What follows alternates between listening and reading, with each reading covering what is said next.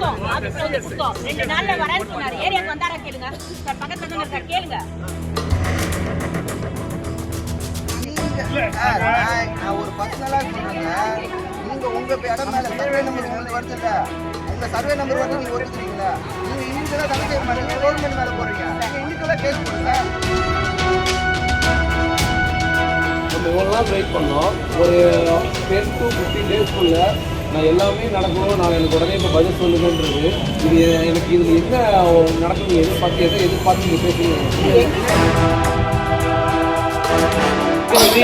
கேள்வி எல்லாம் கரெக்டுமா?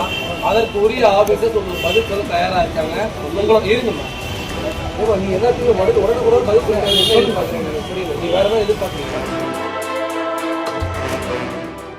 என் பேர் தேவி பிரசன்னா. நாங்க வேதாந்தி முருகப்ப நாயக்கர் தெரு 34வது வட்டம் பெரம்பூர் வட்டத்துல இருந்து பேச வந்திருக்கோம். இது எங்களுக்கு அடிப்படை வசதி இல்லாத காரணத்தினாலதான் எங்க முதல்வருக்கு தெரியப்படுத்துறதுக்காக இன்னைக்கு நாங்க வந்திருக்கோம். 100 நாள் வந்து அவருடைய ஆட்சி சிறப்பா நடந்துட்டு இருக்கு. எங்களுடைய குறை 2 ஆட்சியிலே நடக்கல, இந்த ஆட்சியிலாவது நடக்கணும்ன்ற ஒரு காரணத்துக்காக தான் நாங்க இன்னைக்கு அவருடைய அலுவலகத்தை தேடி வந்திருக்கோம். எங்களுடைய பிரச்சனை என்னன்னு அவருக்கு தெரியணும். நாங்க எல்லா அரசு அலுவலரையும் சந்திச்சிடும், எந்த ஒரு முடிவுமே எங்களுக்கு வரல. நாங்க ஒரு கடந்த 10 வருஷத்துக்கு மேல எல்லா அரசு அலுவலகத்தையும் போயிட்டு இருக்கோம். எந்த ஒரு முடிவும் வராதனால முதல்வருக்கு தெரியப்படுத்தணும்ன்ற காரணத்துக்காக எங்க தெரு மக்கள் எல்லாமே நாங்க இன்னைக்கு போராட்டம் பண்றதுக்காக இங்க வந்திருக்கோம். எங்களுக்கு அடிப்படை வசதியான ரோடு, கழிவுநீர் வசதி கிடையாது, குடி தண்ணீர் கிடையாது, மின்சார விளக்கு கிடையாது சார். எங்க தெருவுக்கு 6 மணிக்கு மேல எங்க தெருவுல வரவே முடியாது, இருண்ட கண்ட மாதிரி இருக்கும். பாம்புல இருந்து ரோடு சரியில்லாதனால வயசானவங்க, குழந்தைங்க எல்லாமே கீழே விழுந்து வர்ற மாதிரி இருக்கு. கழிவுநீர் வந்து அதிகமா இது பண்றதுனால, குடி தண்ணீரோட சேர்ந்ததுனால தண்ணி கூட எங்களுக்கு கழிவுநீர் மாதிரி ஆயிடுச்சு.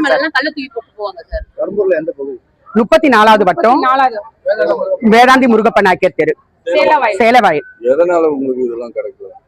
சார், இது ஒரு தனிப்பட்ட நபர் வந்து அவங்களுடைய சொத்து பிரச்சனைக்காக, அவங்களுடைய குடும்ப பிரச்சனைக்காக ஒரு போட்ட கேஸ வந்து அவர் என்ன பண்ணிருக்காரு, 9 அரசு அலுவலர் மேல கேஸ போட்டு எங்களுக்கு அத்தியாவசியமா கிடைக்க வேண்டிய ரோடைய வந்து தடுத்து வச்சிருக்காங்க அந்த குடும்பம். எங்களுக்கு இதுக்கு முன்னாடியே 2 வாட்டி அரசு வந்து அந்த தெருவை வந்து தார் சாலை போட்டு நல்லா இருந்த ரோடு தான். எங்களுடைய சொத்து மேல எந்த ஒரு இதுவுமே இல்லாதப்பதான் நாங்க வாங்கிட்டு எல்லாருமே ஒரு 100 குடும்பம் உள்ள இருக்கோம் நாங்க எல்லாமே வாங்கிட்டு வந்து. ஆனா இப்ப வந்து ஒரு தனிப்பட்ட நபர் வந்து கேஸ் போட்டதுனாலதான் நாங்க இவ்வளவு பாதிப்பு அடைஞ்சிட்டு இருக்கோம் சார். அந்த குடும்பத்திலே வந்து அரசு அலுவலர்லாம் இருக்கிறதுனால எங்களுக்கு எல்லா பக்கமும் அவங்களுக்கு சப்போர்ட்டா பண்றதுனால எங்களுக்கு எல்லாமே தடைபடுது சார். நாயக்கர் தெருவு, அந்த தெருவுல நாங்க வந்து 10 வருஷம் 15 வருஷம் ஆகுது. இன்னும் வரைக்கும் ரோடு இல்ல, டிரைனேஜரும் கிடையாது. ஆனா அது தனிப்பட்ட கேஸ் போட்டுட்டு இந்த எதிர்பக்கம் கேஸ் கிடையாது, எதிர்பக்கம் தான் கேஸ். ஆனா கேஸுக்கும் எங்க இடத்துக்கும் சம்பந்தமே கிடையாது. இவங்க கேஸ் போட்டிருக்காங்க சொல்லி எங்களுக்கு வந்த டிரைனேஜரையும் அதை வந்து ரிட்டர்ன் பண்ணி அமுச்சு விட்டாங்க. அதனால இப்ப எங்களுக்கு ரொம்ப கஷ்டமா இருக்கு. தண்ணி இல்ல, ஆனா நாங்க எல்லா வரியும் கட்டுறோம். தண்ணி இல்ல எங்களுக்கு, ஆனா வரி கட்டுறோம். டிரைனேஜ் வரி கட்டுறோம். அப்ப எதுக்காக வரி எல்லாம் வாங்குறாங்க எங்க கிட்ட? ஆனா இது பார்க்கும்போது வந்து உங்க ஏரியாவே லிஸ்ட்ல இல்லைன்னு சொல்ல வராங்க. இது தனிப்பட்ட நபருடைய கருத்து. இது எங்களுக்கே இதெல்லாம் போடுறாங்க. ஆனா இத்தனை நாள் நாங்க வெயிட் பண்ணது எதுக்காகன்னா, ஆட்சி மாறினா அதெல்லாம் ஒண்ணும் நடக்காது அவங்ககிட்ட. ஏன்னா எல்லாமே அரசாங்க அதிகாரிங்க, எங்களால ஒண்ணும் மூவ் பண்ண முடியாது.